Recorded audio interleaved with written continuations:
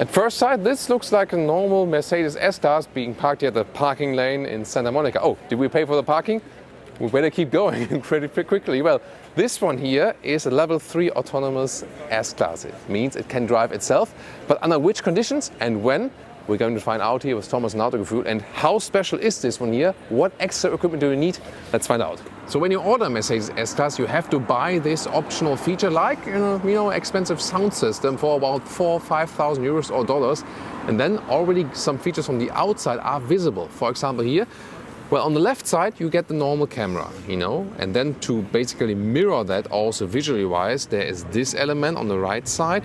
And here behind, there's the LIDAR sensor. So it's a laser sensor that you need then for the autonomous driving. At least that's the Mercedes philosophy. Tesla always goes everything with camera. Mercedes says, we need that LIDAR. And here we have a hidden microphone that is actually detecting rain. And that's actually hidden here inside the wheel arch. And well, what is that for actually? So at this moment they don't want to allow the autonomous driving function while raining. And so the microphone just listens, are there any like water drop sounds? And then the system shuts off. Of course, this will be changed in future long-term perspective, but at this moment this is how it is. It's funny, right? And then here at the rear we have this bump. This looks really interesting, right? And this is an additional GPS unit to be even more precise and to know where the car is exactly. And then an additional camera at the rear. And this camera there is mainly focusing on emergency vehicles or police coming from the rear, that you can also make way for them. On the interior, everything looks kind of similar. However, look at that. These are the special buttons then inside of the steering wheel up there. It looks a little bit weird, but I think you get used to it. So you need to activate these then while driving. Well, let's try it out. Now we're driving the Mercedes S-Class with the level 3 autonomous driving features. We're joined by Lucas Bolster. He is a development engineer for the self-driving functions here at Mercedes. And we've picked here the US highways today because this one will probably be one of the major use cases. What is this car capable of at this moment, at this stage? What can it do? Yeah, so when you're on a Drive Pilot ready road, the system will offer you Drive Pilot availability on the steering wheel, and then once engaged, we'll take over the driving task and allow you to engage in secondary activities, watching a movie, emailing, things like this. So when is it actually ready, or how does the car know which road is suitable for that? Which are the parameters that need to be met? So the car has a high-definition map of all of the roads that we've selected, and then it looks for other conditions to be met. So for example, you're driving under 40 miles per hour, you have detectable lane markings, a barrier, and car ahead of you. Once those are true, you get these activation lights, also in the instrument cluster, and then you can enable the system with the dedicated button. So left or right? Left or right. Now the system is active, and you could take your hands off the steering wheel. You can play Tetris, the games in the head unit. Why don't you do it? we can. Don't you fancy playing Tetris? I mean, you want Tetris? We can play a movie. I usually play Tetris when I load the trunk. It's like. Yeah, I mean, I don't know if you want to watch about your Mercedes, but you could. Oh, there's the. Yeah, I mean, of course, it would be even better to watch Autogefuehl on YouTube on that, right? Also possible. YouTube is. Yeah. It's also available right now. I think I had that recently in the. I think even in the EQE as far as that's the browser. Who searched for Merrick Top Gun 2? What the hell? Somebody has different taste than you, maybe. Yeah, I mean, how can you search anything else than Autogefuehl on YouTube, right? Really? So, I mean, you have it at the moment restricted to 60 kilometers an hour or 40 miles per hour. Yes. Why is that? I mean, in Germany, that's kind of like the law limit. Yeah. But here in California, you could actually already go like unlimited speed. That would be possible, right? Not for the system. The system was designed together for both markets. And the idea, basically we defined the 40 miles per hour, the 60 kilometers per hour for traffic jam speeds, where we're comfortable with doing safe driving.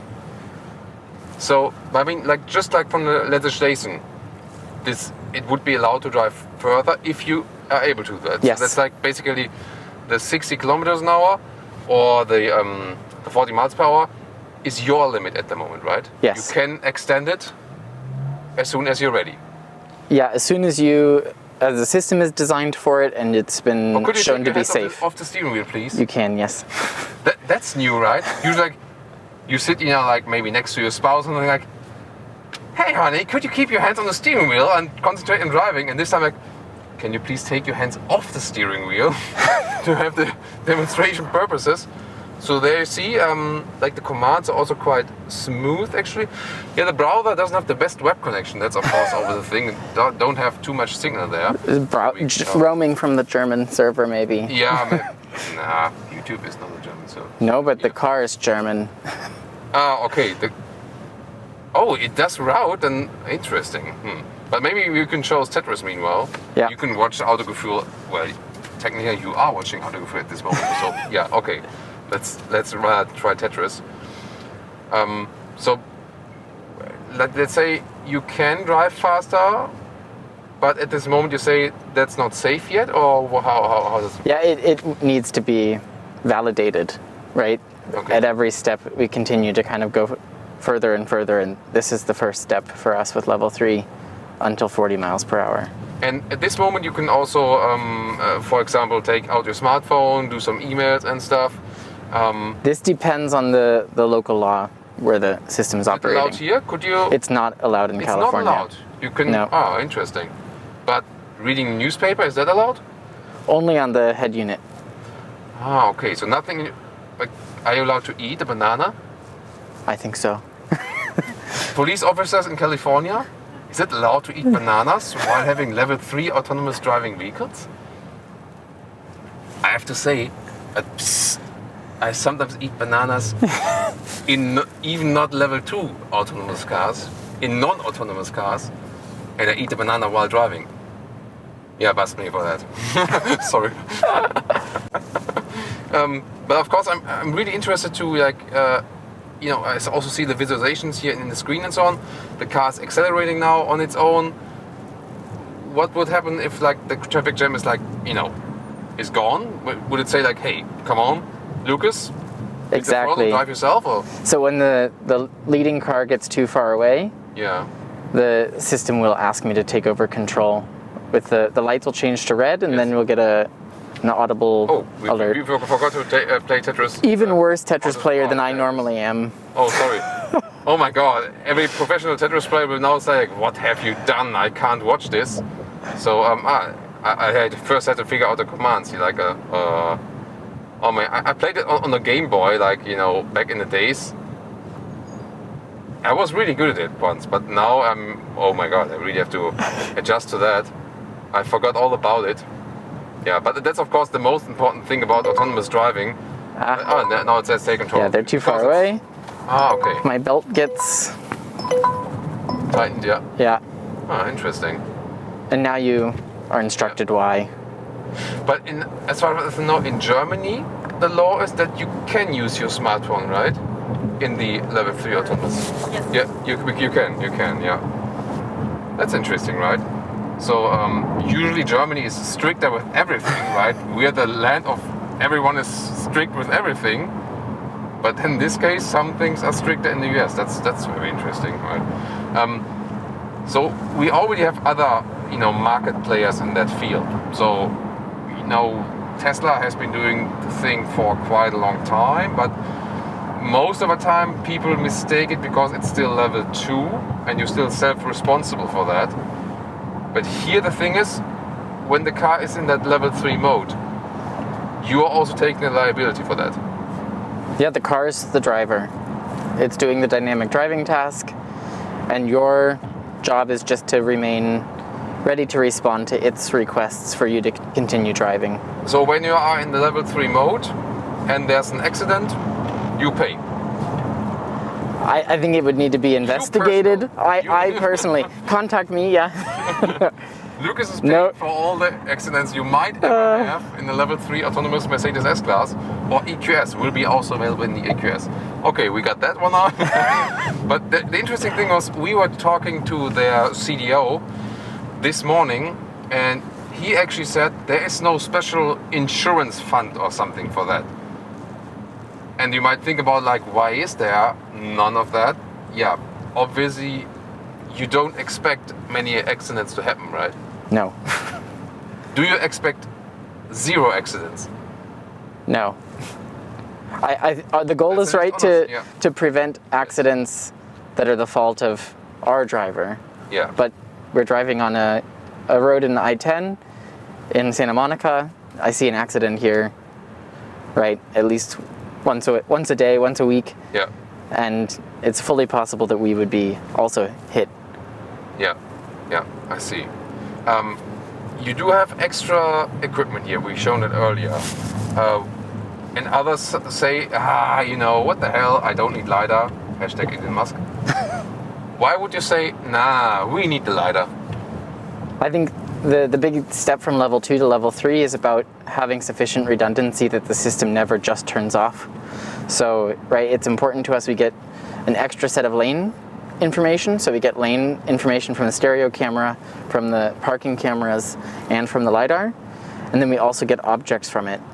And it's robust against things that the camera and the radar are not robust against, right? So intense glare, it's really good at detecting small or low unclassifiable objects. So if you think about the things you'd see on a LA road, like a couch or a dining room chair, the LIDAR is really good at saying, you know, there's a light reflection back to my LIDAR.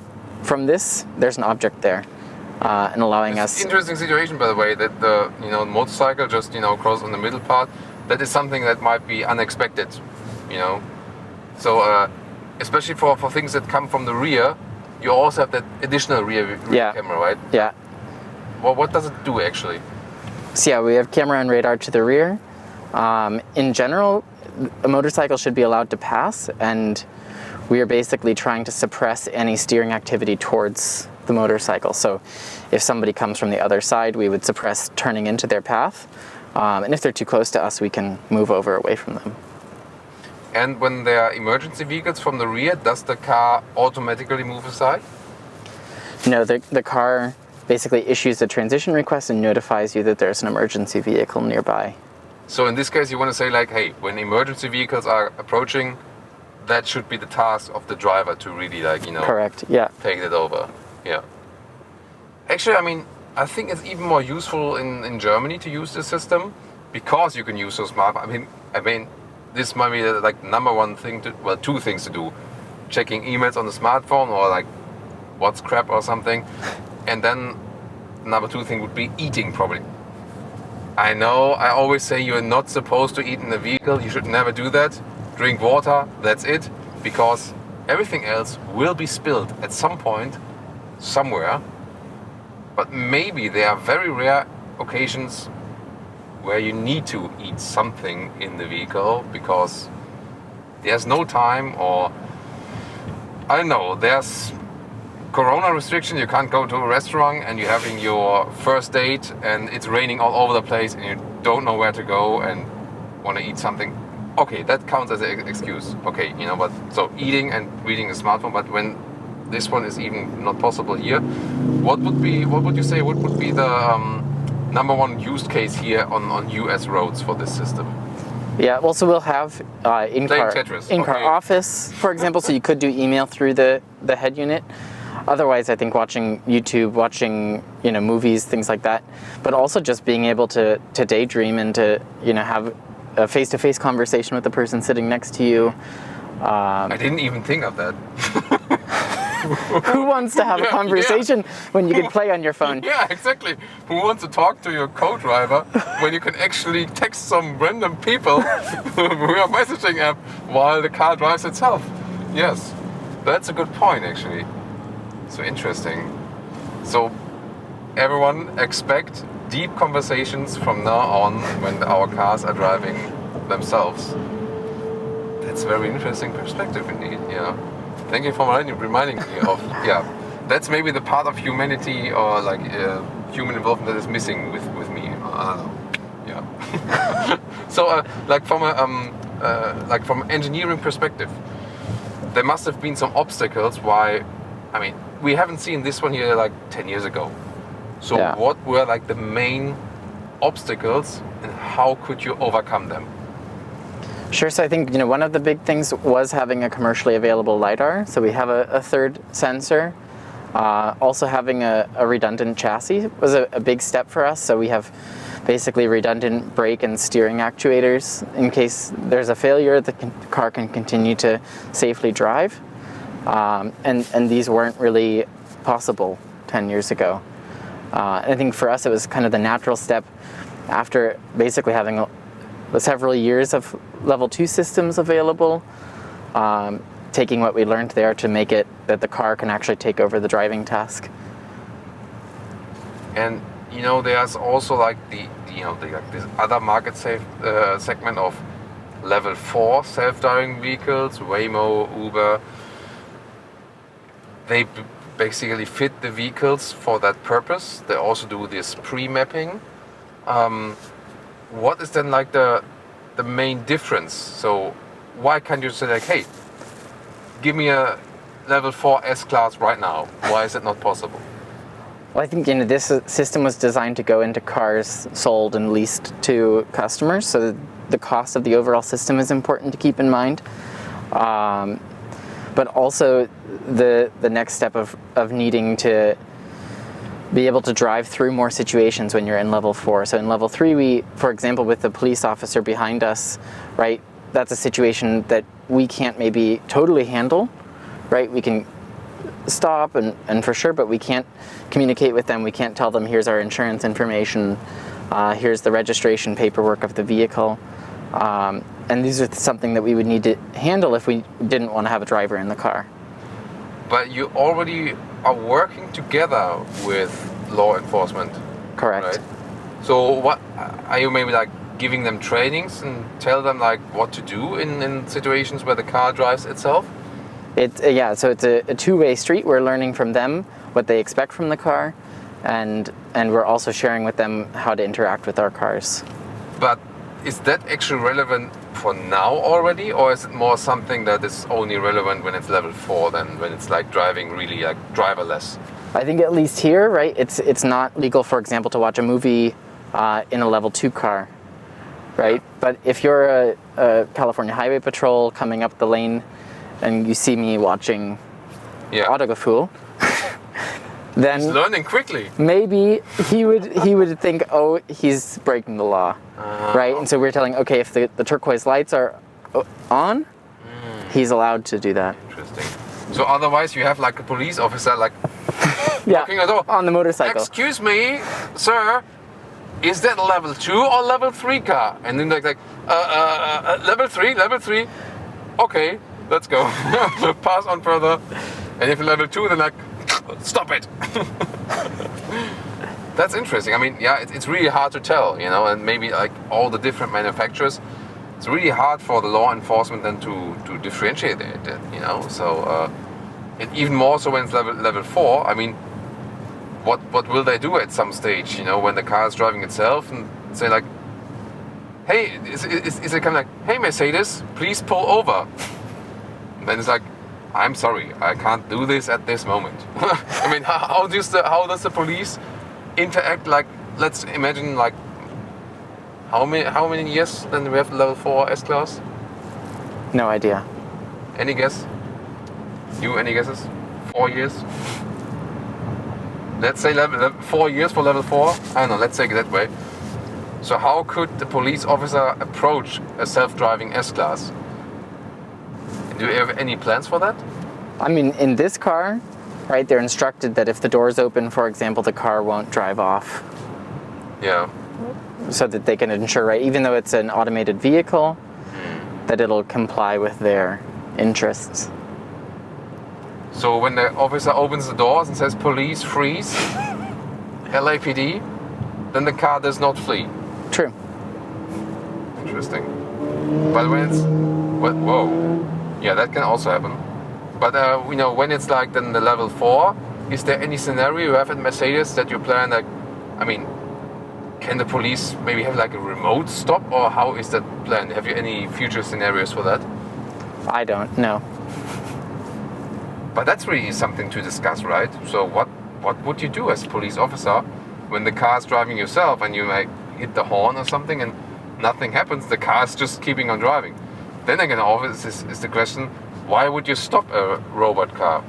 Because it exceeded the speed? Maybe. Who do you punish then?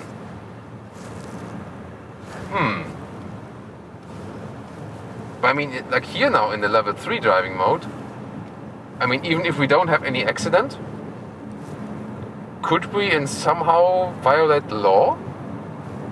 The car needs to be designed to comply with all of the vehicle code. So it needs to be able to drive within the limits of the law.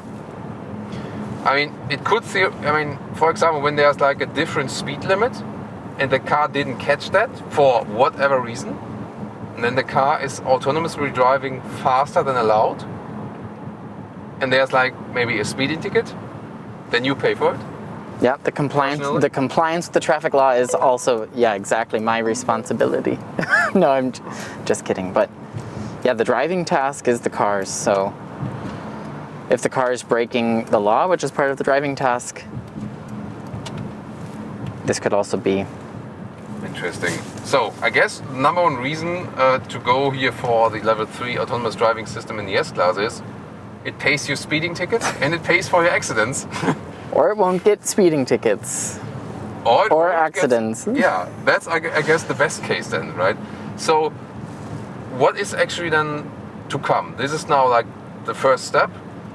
What's the next step?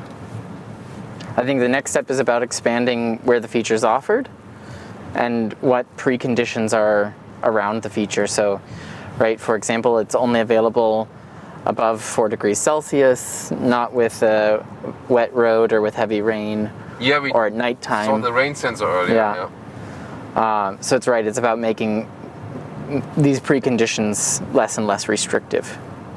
And once again, I know the comments are coming when you compare it to the competitors, and they still say, and there's a point in that, like, why are you in relation late in comparison to other autonomous driving systems? Is it a German thing? Is it a more conservative approach? Is it like to be like really 150% safe or something? Is it that you have maybe like different techniques, different approaches? So what is it maybe also, because that's essentially your work, what is taking longer to make this really like 100% accurate? What is taking the time? Well, I mean, this is the first approved level 3 system, right? So it's kind of leading the way with regards to offering this responsibility shift in the car, right? So this will be the first car, for example, in Germany with the R157 approval to allow the driver to be the fallback ready user and to engage in secondary activities. And the reason that's taken a while is getting the level of safety that's required when you're driving and the car is going to pay the bill for an accident. Right, they need to be really excellent and collision free, and the development of that takes a long time. So probably the reason is what CDO Markus Schäfer said this morning, that you do not have this extra insurance fund, that you do not need it. That's why probably he hired people like you to really be sure that doesn't happen, right? Not to pay individually. Yeah. And of course your boss said, like, when you don't fix this properly here in that vehicle, you're gonna pay for this. Here at this moment you have like additional equipment in the vehicle which will not be in the final version. How do you actually transform that from all this prototype equipment full of the truck and so on, that you get rid of all of this and you make it production ready? What is needed for that? I mean, so everything that would be in a production Drive Pilot car was installed here in series, so the steering wheel and the LIDAR and so on, and then all of the additional equipment is for our measurement and data collection as we do validation of Drive Pilot in the US. Okay, so you do basically do a lot of kilometers on your own to gather experience, and later on paper, I mean, also like from this cloud service collecting that you collect from other Mercedes, or is it like specific instruments for that needed? Yeah, so the majority of the development is done with our cars, doing data collection all around our entire... Also customer cars, or just like specific driving? Specific cars by us, and then the system will collect some, fleet information to learn, for example, about where construction sites are located from customer cars. Okay, so and that works like just with newer Mercedes vehicles, I guess? But yeah. All new S-Class, and which else? EQS, EQE? And then also with the Generation 4, so with the E-Class and CLS, C-Class. So already when you're not having a Level 3 car, like one of the newer Mercedes, you're basically helping that stuff like this is possible. That's also interesting perspective, right? I already did a piece on the EQS, and I was driving that myself on a test track in Germany. It was also pretty much fun. And of course, if you want to see more here of the S-Class, also driving myself and exterior, interior, all the details about this vehicle, tune in here. Thanks for tuning in, and also thanks for the ride. Thank you.